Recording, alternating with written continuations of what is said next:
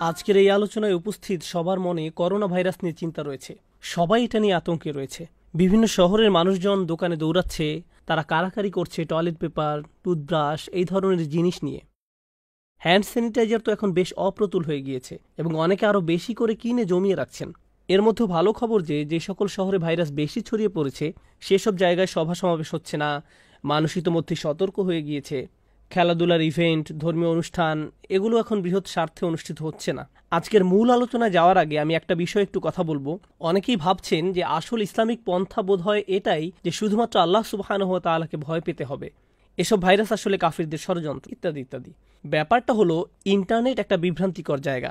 এমনকি মসজিদও বিভ্রান্তিকর জায়গা হয়ে উঠতে পারে, কারণ প্রত্যেক মানুষেরই নিজস্ব মতামত আছে। তারা ভাবে ভীত বা আতঙ্কিত হওয়া যাবে না, কারণ আল্লাহ যদি আমাদেরকে রক্ষা করেন তাহলে আমাদের কিছুই হবে না। এটা অবশ্যই ঠিক যে আল্লাহ যদি আমাদেরকে রক্ষা করেন তাহলে কিছুই হবে না, যার নিশ্চয়তা আল্লাহ কোরআনে দিয়েছেন, ইয়ানসুরকুমুল্লাহু ফালা গালিবা লাকুম। অর্থাৎ আল্লাহ যদি আপনাকে সাহায্য করেন তাহলে কোনো মানুষ বা এমন কোনো কিছু নেই তা থেকে আপনাকে আটকানোর। কিন্তু অন্যদিকে আল্লাহ আযজা ওয়া জাল্লা আমাদেরকে সাবধানতার বিষয়ে এক দুইটি কথাও শিখিয়েছেন। তিনি আমাদের শিক্ষা দিয়েছেন যে এই পৃথিবীতে বেঁচে থাকতে হলে আমাদের নিজস্ব বুদ্ধি বিবেক প্রয়োগ করতে হবে।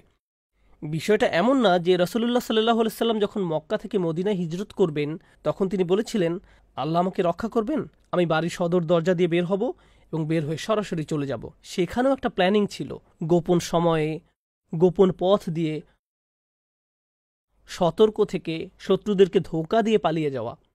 আমরা আমাদের ধর্ম থেকে এটাই শিখি যে আমরা আমাদের সর্বোচ্চটা করব, সর্বোচ্চ সতর্কতা অবলম্বন করব, তাহলেই আল্লাহর সাহায্য আসবে।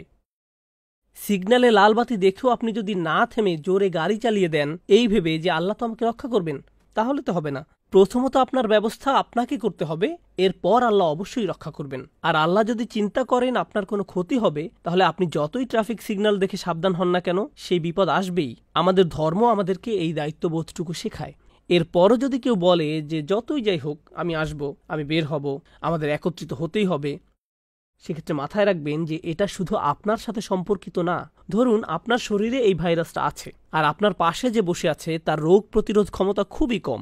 আপনি হয়তো এর দ্বারা আক্রান্ত হচ্ছেন না, বা আপনি যেটা বহন করছেন তা আদৌ আপনি জানেন না, কিন্তু কিছুদিন পর দেখা গেল আপনি আক্রান্ত।